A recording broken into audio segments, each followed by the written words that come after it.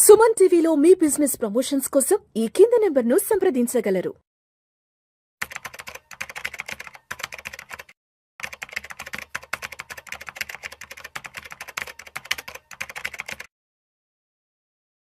అపార్ట్మెంట్లో ఫ్లాట్ కొనడం మంచిదేనా? సో చాలా మందికి ఈ మధ్య మనం చూస్తూ ఉన్నాము, ఫ్లాట్ కొన్న తర్వాత చాలు లైఫ్ సెటిల్ అయిపోయింది అన్నట్లు హ్యాపీ అవుతూ ఉంటారు. కానీ 20 ఏళ్ల తర్వాత ఫ్లాట్ పరిస్థితి ఏంటి, దాని విలువ ఎంత? సో డిప్రిషియేట్ అవుతుందని అందరికీ తెలుసు. కాకపోతే మరి ఫ్లాట్ కొనడం మంచిదా కాదా? సో దీనికి సంబంధించి పూర్తి సమాచారం ఇవాళ మనతో చెప్పడానికి ఫైనాన్షియల్ ఎక్స్పర్ట్ గిరిబాబు గారు ఉన్నారు. సో గిరిబాబు గారి మాటల్లో మరింత సమాచారం అడిగి తెలుసుకుందాం. సో హాయ్, హలో, నమస్తే, వెల్కమ్ టు సుమన్ టీవీ. నేను మీ Rajeev Pasupuleti. So let start. So hi sir, నమస్తే. నమస్తే అండి. ఎలా ఉన్నారు? ఫైన్ అండి, doing good. Yeah, super sir. మనం చూస్తూ ఉన్నాం, ఎప్పుడైతే ఇన్వెస్ట్మెంట్ స్ట్రాటజీస్ అనేవి ముందుకు వచ్చేసాయో, మ్యూచువల్ ఫండ్స్ కావచ్చు, స్టాక్ మార్కెట్ కావచ్చు, అందరి ఆలోచన మారిపోయింది, అవునా కదా? సో ఫ్లాట్ కొనాలంటే ఆలోచిస్తున్నారు. అంతెందుకు, నేనే ఆలోచిస్తున్నా ఫ్లాట్ కొనాలి అంటే. సో ఏమంటారు, అసలు కొంటే మంచిదా కాదా? 20 ఏళ్ల తర్వాత దాని విలువ ఎంత ఉంటుంది ఏంటి? సో ఇక్కడ ఫ్లాట్ కొంటే మంచిదా కాదా అని చెప్పడం అనేది, ఇది బెస్ట్, ఈ ఆలోచన మంచిది లేదా ఇది కాదు అని ఒక డెసిసివ్ ఆన్సర్ చెప్పడానికి ఎవరు చెప్పలేరు నా ఒపీనియన్ లో.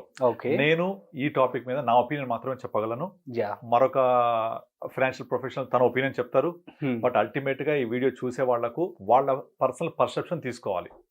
అంతేకాని ఇది కరెక్ట్, ఇది తప్పు అని నిర్ణయించే అధికారం ఎవరికి లేదు, అలా ఎవరు నిర్ణయించలేరు కూడా. So this my disclaimer. కనుక ఈ నేపథ్యంలో నా ఒపీనియన్ ఏంటి, మంచిదా కాదా, తీసుకోవడం బెటరా కాదా, నా ఒపీనియన్ మాత్రమే నేను మీతో షేర్ చేస్తాను. ఓకే, ఇది ఎవరెవరి పర్సెప్షన్ బట్టి వాళ్ళు దాన్ని అర్థం చేసుకోవాలి. ఓకే, ఇప్పుడు రీసెంట్ గా మీకు డింక్ అనే ఒక కాన్సెప్ట్ వచ్చింది, విన్నారా? DINK. జస్ట్ గూగుల్ చేయండి, డింక్, అంతే, ఏమొద్దు. Double income no kids. Okay, double income no kids అంటే నాకు ఆదాయం ఉంది, నేను ఉద్యోగం చేస్తున్నా, నా భార్యకి ఆదాయం ఉంది, ఉద్యోగం చేస్తున్నాము, మాకు కిడ్స్ వద్దు. సింపుల్ గా తెలుగులో చెప్పాలంటే ఇది వెస్టర్న్ ఐడియాలజీ, వెస్టర్న్ కల్చర్. ఇండియాకి ఇంపోర్ట్ చేసుకుంటున్నారు చాలా మంది youngsters, young couple, software engineers లాంటి ప్రొఫెషనల్స్ లో ఇది వచ్చేసింది. డబుల్ ఇన్కమ్ నో కిడ్స్ అనే కాన్సెప్ట్. ఈ కాన్సెప్ట్ ఏం చెప్తోందంటే, మాకు పిల్లలు వద్దు, మేమిద్దరం, మాకు ఒక్కొక్క పిల్ల, మేము ఎక్కడ ఉంటాము ఈ టైంలో, ఉద్యోగం చేసే దగ్గర. రేపు పొద్దున మా జాబ్ బెంగళూరు వస్తే అక్కడ వెళ్ళిపోతాం, నోయిడాలో వస్తే అక్కడ వెళ్ళిపోతాం. లేదా మేము జాబ్ చేయాలని ఇష్టం లేదు, చేయము. మాకు వచ్చే ఇన్కమ్ ని మేము దాన్ని సేవ్ చేసుకుంటూ ఉంటాం. ఎక్కడ? ఫైనాన్షియల్ అసెట్స్ లో మాత్రమే. మాకు అవసరమైనప్పుడు వాడుకుంటాం. బోర్ కొట్టిందా, మానేస్తా ఉద్యోగం నేను, మేము మానేసేసి ఎక్కడికో ట్రిప్స్కి వెళ్ళిపోతాం, వేరే కంట్రీకి వెళ్తాం, ఆఫర్స్ ఉంటే అక్కడ వెళ్ళిపోతాం. మాకు ఒక దగ్గర కట్టేసి ఉండడం ఇష్టం లేదు. ఇది వాళ్ళ ఇష్టం, అది ఇది కరెక్టా తప్ప అని ఎవరు చెప్పలేరు. మీరు ఒక పెద్దవాడిని అడగండి, మన అమ్మమ్మ, నాన్నమ్మ, తాతయ్యని, ముక్కును వేలేసుకుంటారు వాళ్ళు కదా. ఇదేం విడ్డూరం, ఇదేం చోద్యం అంటారు. కనుక ఇప్పుడు ప్రజెంట్ ఉన్న ఆలోచనల ప్రకారంగా, దాని వాల్యుయేషన్స్ ప్రకారంగా ఎవరి పర్సెప్షన్ వాళ్ళు ఆలోచించుకోవాల్సిందే.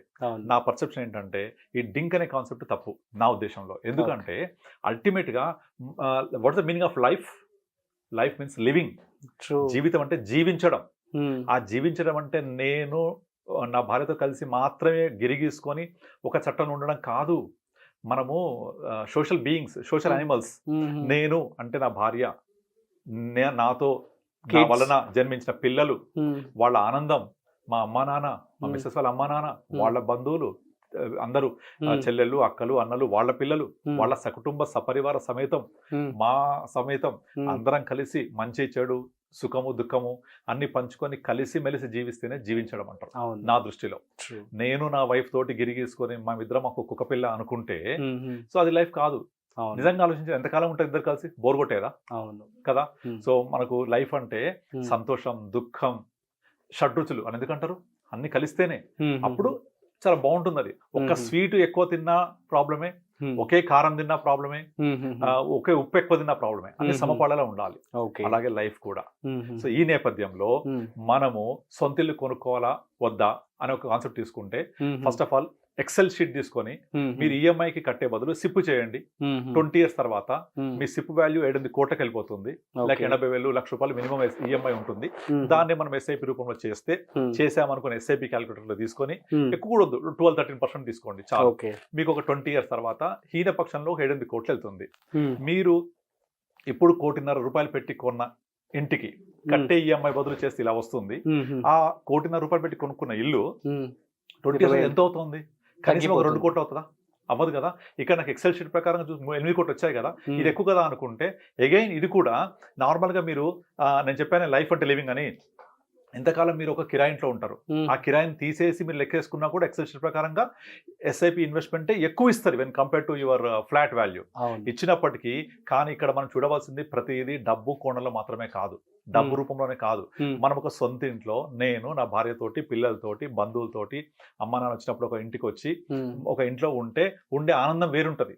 అండ్ జీవిత చరమాంకంలో రేపు పొద్దున ఏదైనా చనిపోయినప్పుడు పెద్దవాళ్ళు ఉండొచ్చు మనతో పాటుగా, పేరెంట్స్ గ్రాండ్ పేరెంట్స్ వాళ్ళు చనిపోతే ఇంట్లో తీసుకురానివారు టెనెంట్స్, మనం టెనెంట్ గా ఉంటే ఓనర్స్ తీసుకురానివారు.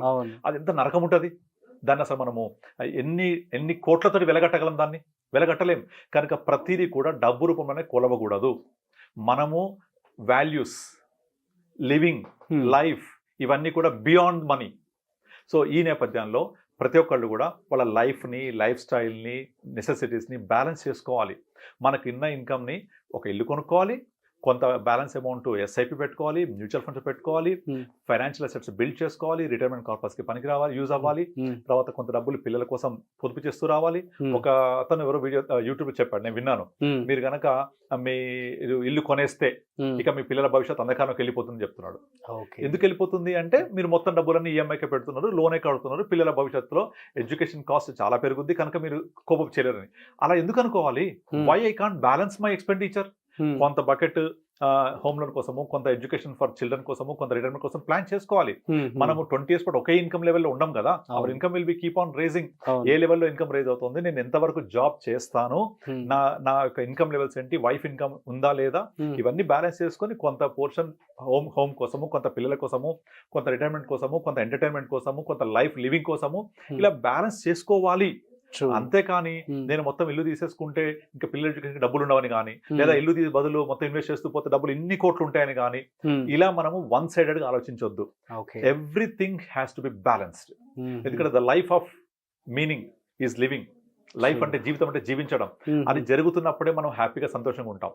సో నా దృష్టిలో ఒక మనిషి 2 టార్గెట్స్ కోసం పనిచేయాలి. ఒకటి, రాత్రి అవ్వగానే నిద్రపోతే నిద్ర రావాలి, దానికోసం కష్టపడొద్దు. అంటే మైండ్ లో సమస్యలు తిరుగుతూ, ఆర్థిక సుడిగుండంలో చిక్కుకొని, నేను ఇంకా ఎంత ప్రాబ్లమ్స్ ఉంటాయి, ఇంకెప్పుడు అప్పు తీర్చాలనే విధంగా ఉంటే నిద్ర రాదు. అలాంటి పరిస్థితి వెళ్ళకూడదు. నెక్స్ట్, తిన్న తర్వాత అరగాలి. అంతే, అరగడం కోసం నడవద్దు. అంటే తిన్నది అరిగించుకోగలగాలి, లేదా హ్యాపీగా ఏ ఇష్టమైతే తినగలగాలి. మనం అల్టిమేట్ గా ఏ పని చేస్తే దేనికోసము హ్యాపీగా భోజనం చేయడము, సంతృప్తిగా ఉండడం కోసమే కదా. కానీ ఇద్దింటే ఏ ప్రాబ్లం, అద్దింటే ఏ ప్రాబ్లం అని తినలేకపోవడము, తర్వాత నిద్రపోతే నిద్ర రాకపోవడము, ఈ 2 సమస్యలు అంటే వాడు జీవించినా పెద్ద యూజే ఉండదు. ఎందుకంటే హ్యాపీనెస్ ఎక్కడ ఉంది? మనం వేసుకునే బట్టలు, నడిపే కారు, ఉండే ఇల్లు, ఉండే ఫ్యామిలీ, వైఫ్, కిడ్స్, ఇదే కదా సంతోషం అంటే. సో ఆ సంతోషంగా బతకాలి అంటే ఏం కావాలి మనకు? ఒక బ్యాలెన్స్ ఆఫ్ లైఫ్ ఉండాలి, ఒక బ్యాలెన్స్ ఆఫ్ రిక్వైర్మెంట్స్ అన్ని బ్యాలెన్స్ చేసుకుంటూ రావాలి. అంతేగాని దీన్ని మొత్తాన్ని ప్రతిదీ కూడా క్యాల్కులేషన్ చేయకూడదు. ఇప్పుడు మీరు క్వశ్చన్ అడిగారు కదా, ఇప్పుడు నేను కనుక ఒక ఇల్లు తీసుకుంటే ఇంత వాల్యూ ఉంటుంది, లేదా 20 ఏళ్ల తర్వాత దీని ఇంటి వాల్యూ ఎంత అవుతుంది, ఎక్సెల్ షీట్ ప్రకారంగా ఎస్ఐపి వాల్యూ ఎంత ఉంటుంది, డెఫినెట్లీ నెంబర్స్ ఎక్కువే ఉంటాయి. కానీ అన్ని మనకు సంతృప్తి ఇవ్వలేవు. ఇంకొక ఎగ్జాంపుల్ చెప్తాను. దగ్గరికి చాలా మంది వచ్చిన వాళ్ళు ఏమంటారంటే, మేము ఫ్లాట్ కొనాలా, ఇండిపెండెంట్ హౌస్ కొనాలా అని క్వశ్చన్ చేస్తూ ఉంటారు. ఫ్లాట్ కి ఇండిపెండెంట్ కి డిఫరెన్స్ ఏంటి అంటే, ఫ్లాట్ వచ్చేసి మాకు 1 కోటి-1.5 వచ్చేస్తుంది. ఇండిపెండెంట్ అయితే సిటీలో దొరకదు. I have to go to outskirts, దానికి 4-5 crores కావాలి. మా ఆవిడ ఇండిపెండెంట్ తీసుకుందాం అంటుంది. ఎందుకంటే ఇండిపెండెంట్ అయితే ల్యాండ్ కూడా మన దగ్గరే ఉంటుంది కనుక వాల్యూ ఎక్కువ ఉంటుంది, వాల్యూ పెరుగుద్ది, లేదా పైన వేసుకొని కిరాయికి ఇచ్చుకుంటా, ఈ ఆలోచన చెప్తూ ఉంటారు. ఫ్లాట్ 1.5, ఇండిపెండెంట్ ఇవాళ రోజు చూసుకుంటే 3-4 కోట్లు లేనిది రాదు. ఇంకా తక్కువ కావాలంటే అవుట్స్కర్ట్స్కి వెళ్ళిపోతే చాలా దూరం అయిపోతుంది. నాకు కొంచెం దగ్గర కావాలంటే 3-4 కోట్లు. కానీ అది ప్రిఫర్ ఎందుకు చేస్తున్నాను అంటే, ల్యాండ్ వాల్యూ ఉంటుందని. ఇక్కడ నా క్వశ్చన్ ఏంటంటే, మీరు అల్టిమేట్ గా ఒక ఇండిపెండెంట్ ఇంట్లో ఇప్పుడు 3 కోట్లు 4 కోట్లు పెట్టుకుంటే డెఫినెట్లీ ల్యాండ్ వాల్యూ పెరుగుద్ది. అది వాల్యూ 4 కోట్లు అవ్వచ్చు, 5 కోట్లు అవ్వచ్చు, 6 కోట్లు అవ్వచ్చు. నిజంగా చెప్పండి, ఆ 10 కోట్లు అయిందనుకుందాం, ఒక ఇంటి వాల్యూ, ఇండిపెండెంట్ వాల్యూ, ఏం చేస్తారు దాంతో 10 కోట్లతో? మీరు పేపర్ మీద ఉండడమే కదా. దాన్ని మీరు ఎప్పుడైనా రియలైజ్ చేసుకుంటారా? డబ్బుల్ని అమ్ముతారా? ఎప్పటికీ అమ్మరు. ఎందుకంటే నేను ప్రేమతో కొనుక్కునే ఎవరు అమ్మరు. ఎందుకోసం అంటే, నా నెక్స్ట్ జనరేషన్ కి, మా పిల్లల కోసం అనుకుంటారు కదా. మీ పిల్లల కోసం అనుకున్నప్పుడు వాళ్ళకి ఇల్లు నచ్చుద్దా? వాళ్ళు ఇక్కడ సిటీస్ వెళ్ళాలి, లేకపోతే సిటీలో ఉంటే నేను ఇంకో చోటుకి వెళ్ళాలి, లేకపోతే నేను సొంత కొనుక్కోవాలి నాది అని ఒక ఫీలింగ్ ఉంటుంది. మీరు ఎంతైనా మీ పిల్లలకి ఇస్తే ట్రాన్స్ఫర్మ్ అవుతుంది, వాళ్ళకి ఫ్రీగా వస్తుంది, విలువ ఉంటుందా? అప్పటికి పాతబడిపోద్ది, నచ్చచ్చు నచ్చకపోవచ్చు. కనుక ఎప్పుడో పెరిగే ఇల్లు విలువ గురించి, ఆ విలువ ద్వారా మీరేమి చేయలేని దాని గురించి ఈ 3 కోట్ల ఇండిపెండెంట్లు తీసుకొని ఈఎంఐలు కడుతూ 20-20 సంవత్సరాలు దాని ఇంకా వెళ్లే బదులు మీకు ఒక ఫ్లాట్ తీసుకోండి 1.5 పెట్టి, అందులో హాఫ్ బడ్జెట్ లోపల వచ్చేస్తుంది. ఆ ఫ్లాట్ తీసుకొని రిమైనింగ్ బ్యాలెన్స్ చేసుకోండి. పోనీ ఒకవేళ మీ దగ్గర బడ్జెట్ ఎక్కువ ఉంది, నేను బ్యాలెన్స్ చేయగలనంటే అప్పుడు వెళ్ళండి ఇండిపెండెంట్ కి. కనుక ఇండిపెండెంట్ కొనాలా, ఫ్లాట్ కొనాలా, అసలు కొనొద్దా, ఇవన్నీ కూడా మీకున్న ఇన్కమ్ ఫ్లో, క్యాష్ ఫ్లో బట్టి మీరు ఎలా బ్యాలెన్స్ చేసుకోగలుగుతారు, అదర్ ఎక్స్పెన్సెస్ కూడా చూసుకొని ఆ ప్రకారంగా ప్లాన్ చేయాలి తప్ప ఎగ్జాక్ట్లీ మీరు అన్ని కూడా వాల్యూస్ తోటి క్యాల్కులేట్ చేయొద్దు. మీరు ఎస్ఐపి పెడితే ఎక్కువ వస్తుంది కనుక ఫ్లాట్ వద్దు, నో, రాంగ్ నోషన్ అది. అన్ని బ్యాలెన్స్ చేయాలి. అలాగే ఇండిపెండెంట్ వర్సెస్ ఫ్లాట్, ఇది చాలా వీడియోస్ చాలా మంది చెప్తూ ఉంటారు. ఇండిపెండెంట్ గురించి మాట్లాడినప్పుడు నేను చాలాసార్లు చెప్పాను కూడా, మీ వాల్యూ పెరుగుద్ది, నో డౌట్. భూమి నీదే, పైన నీదే, కింద నీదే. ఓకే, ఫ్లాట్కి వెళ్తే ఆకాశం నీది కాదు, నేల నీది కాదు, ఏమీ కాదు, ఎందుకు కొంటావు ఫ్లాట్, యూజ్లెస్, డిప్రిషియేట్ అవుతుంది అంటారు. ఇండిపెండెంట్ కొనుక్కో, పర్వాలేదు, కొంచెం ఎక్కువ పెట్టి కొనుక్కో, 3 కోట్లు పెట్టి, ఎస్ కొనుక్కుంటా. ఏం చేయాలి, కొనుక్కున్న వాల్యూ పెరిగిందా, నేను రియలైజ్ చేయగలుగుతాను లైఫ్లో, నేను ఎప్పటికీ ఉండడమే కదా. మరి అంత బర్డన్ నేను కనుక తీసుకుంటున్నానా, నేను దాన్ని ఎఫర్ట్ చేయగలుగుతా అని మాత్రమే చూడాలి తప్ప ఇండిపెండెంట్ వాల్యూ పెరుగుద్ది కదా అని చూసుకుంటే చివరకు ఇబ్బంది పడేది మనమే. కనుక నాకు ఇల్లు కావాలి అనుకున్నప్పుడు ఫ్లాట్ కూడా వెళ్ళొచ్చు. రెంట్ కంటే బెటర్గా ప్లాన్ చేసుకోండి. ఇక్కడ రెంట్ కడితే ఒక 20,000-30,000 ఉంటుంది కదా రెంట్, కొంచెం యాడ్ చేసుకొని ఈఎంఐ కట్టుకోండి. అట్లా మనము సొంత ఇంటి కోసము బడ్జెట్లో ప్లాన్ చేసుకోవాలి తప్ప అలా ఉండాల్సిందే కంపల్సరీ. ఎందుకంటే this will give you happiness living. మన సొసైటీలో చాలా మంది ఒక ఇల్లు కొనుక్కుంటే బాగుపడరా అంటారు, అది ఇల్లు అమ్మితే చెడిపోయారా అంటాడు, వాడు అమ్మేసుకున్నాడు అంటాడు, నెగిటివ్ మాట్లాడుతూ ఉంటారు. అది సొసైటీలో ఉండనే ఉంది కదా. మనం సొసైటీతో కలిసే పోవాలి. కానీ ఆ నలుగురు ఎవరో నన్ను అంటారని చెప్పేసి మనం ఫీల్ అవ్వద్దు, లేదా వాళ్ళకు మెప్పించడం కోసం ట్రై కూడా చేయొద్దు. నలుగురిని మెప్పించాలని ట్రై చేస్తే ఎప్పటికీ మెప్పించలేరు. You can't impress your neighbour any time, అవునా కదా. ఎప్పటికీ ఇంప్రెస్ చేయలేవు నైబర్ని. ఎందుకు మనం ప్రయత్నం చేయడం? So you have to think about your self, what I'm doing. ఇప్పుడు ఈ ఎక్సెల్ క్యాలిక్యులేషన్ చేస్తే డెఫినెట్గా నెంబర్స్ మంచిగా కనపడ్డా కూడా నాకు సాటిస్ఫాక్షన్ ఎక్కడ వస్తుంది, నెంబర్స్లో వస్తుందా, నేను ఉండే ఇంటి వల్ల వస్తుందా? ఆ సాటిస్ఫాక్షన్ లేకపోతే మనము ఏం చేసినా కూడా అది కరెక్ట్ కాదు. This is my opinion. So కొంతమంది ఇప్పుడు డింక్ అనే కాన్సెప్ట్ చెప్పా కదా, ఆ డింక్ అనే కాన్సెప్ట్ వాళ్ళు ఒప్పుకోకపోవచ్చు నేను చెప్పింది. వాళ్ళకి నెంబర్లే కావాలి, మేబీ రైట్ వాళ్ళ కోసం. ఎందుకంటే వాళ్ళకి అసలు పిల్లలే వద్దనుకుంటున్నారు వాళ్ళు. నేను ఎక్కడ ఉంటారో తెలియదు వాళ్ళకు, ఎక్కడో సిటీలో ఉంటాను, నార్త్ వెళ్తా, సౌత్ మిజరబుల్ లైఫ్ ఏమో అది. మీరే అంటారు మిజరబుల్ అని, వాళ్ళని అడగండి ఒకసారి. For them it is happy. I'm not bond. మా పిల్లోడు ఇక్కడ స్కూల్ వస్తుంది, ఇక్కడ స్కూల్ కోసం స్ట్రిక్ అయిపోవాలి, నేను వాడికి స్కూల్లో 10th వరకు చదువుకోవాలి, నేను ఇక్కడే ఉండాలి. They don't want to compromise of their perception. కనుక ఇక్కడ ప్రతి ఒక్కళ్ళు కూడా ఈ వీడియో చూసేవాళ్ళు నేను చెప్పేది ఏంటంటే, మీరు ప్రతిదీ కూడా వాల్యూ టర్మ్స్ లో, అది రూపీస్ టర్మ్స్ లో మాత్రమే కాకుండా మీకేం కావాలి, మీరు ఎలా ఉండాలనుకుంటున్నారు, మీరు ఏం చేయాలనుకుంటున్నారు, మీ యొక్క సంతృప్తి ఎక్కడుంది, మీ యొక్క లైఫ్ లివింగ్ అనే కాన్సెప్ట్ ఎక్కడుంది అనేది చూసుకుంటూ బ్యాలెన్స్ చేసుకోవాలి. నా పర్సనల్ ఒపీనియన్ అయితే తప్పకుండా ప్రతి ఒక్కరు ఇల్లు తీసుకోవాలి. నేను కూడా నా కెరియర్ స్టార్ట్ అయిన తర్వాత నాకు కొంచెం ఒక 20,000 నేను అఫోర్డబుల్ వచ్చిన తర్వాత ఫస్ట్ నేను ఇల్లే తీసుకున్నాను నేను. ఎందుకంటే ఇల్లు తీసుకుంటే అదొక సాటిస్ఫాక్షన్, అది నాకంటూ ఒక ఇల్లు ఉంది, ఎక్కడ తిరిగి వచ్చినా నా ఇంట్లో నేను హ్యాపీగా పడుకుంటాను. అది కిరాయి ఇంట్లో ఉంటే రేపు పొద్దున నా ఓనర్ చెల్లిపోమంటే, మనము ఇప్పుడు యాక్చువల్గా మీరు అడుగుతారు మీరు ఏ ఊరు అంటారు, పలానా ఊరు, మీరు ఏ ఊరు, ఏలూరు. మీరు కొన్నారు ఏలూరు ఏమన్నా? కొనలే కదా. కానీ నాది, నా ఊరు అన్న ఫీలింగ్ ఉందా? ఆ ఫీలింగ్. నా ఇల్లు నాది, ఆ ఫీలింగ్. మాది కొత్తగూడెం. మరి కొత్తగూడెం చెప్తాను నేను అందరికి. కొత్తగూడెం అనగా నాకు పులకరిసిపోతుంటది ఒళ్ళంతా. ఈ నేమ్స్ లో కూడా 2 పేర్లు, ఫాదర్స్ నేటివ్ ప్లేస్ మనం చెప్తూ ఉంటాం. ఫాదర్దే జనరల్, మనం పుట్టిన ఊరు, చదువుకున్న ఊరు, అదే కదా మంది. నేను కొనలే కదా, నా సొంతం కాదు కదా అది. నా సొంతం అంటే ఏంటి, నేను ఉన్నాను అక్కడ, ఆ మన ఓన్నెస్ అనే feeling. Same with home also. అక్కడ అలా తీసుకోవాలి తప్ప క్యాల్కులేట్ చేయకూడదు దీన్ని. అవును. సో కొంతమంది నచ్చకపోవచ్చు ఇక్కడ నేను చెప్పింది, బట్ నా ఒపీనియన్ ఏంటంటే ఆలోచింప చేస్తుంది. నాది అంటే నేను, అంటే నేను మాత్రమే కాదు, మేము, మనం. ఆ మనం ఫీలింగ్ రావాలి అంటే అందరిని కలుపుకొని పోవాలి. అందరిని కలుపుకొని పోవాలంటే మనం ఒక్కరు నచ్చుకునేలా కాదు, 10 మంది నచ్చేలా కూడా మనం పనిచేయాల్సి వస్తుంది ఒక్కోసారి. అంటే అల్టిమేట్లీ ఒక వ్యక్తికి లైఫ్ అంటే లివింగ్, అది ఎక్కడ దొరుకుతుంది? ఆ లివింగ్నెస్, ఆ హ్యాపీనెస్. Try for that. నా ఫీలింగ్ ఏంటంటే, మీకు 10 కోట్లున్నా, ఎన్ని కోట్లున్నా కూడా మార్నింగ్ తినేదా 4 ఇడ్లీ, మధ్యాహ్నం ఇంత లంచ్, రాత్రి 2 చపాతి కదా, ఇదే కదా ఎవరు చేసినా సరే. అది మనకు హ్యాపీగా ఉన్నప్పుడు మనము సాటిస్ఫాక్షన్ ఎక్కడ వస్తుంది? ఇంకా నా దృష్టిలో అయితే మనం మన బిహేవియర్, మన ఫ్రెండ్స్, మన సర్కిల్, మనం వేసుకునే బట్టలలో ఉండే హ్యాపీనెస్, నడిపే కారు, ఉండే ఇల్లు, ఇవే కదా. సో అలా మనం హ్యాపీగా ఉంటే చాలా అనిపిస్తుంది నాకు. సో మనం ఫ్యూచర్ కి ప్లాన్ చేసుకుంటూ వెళ్ళాలి. That's what I do with every one.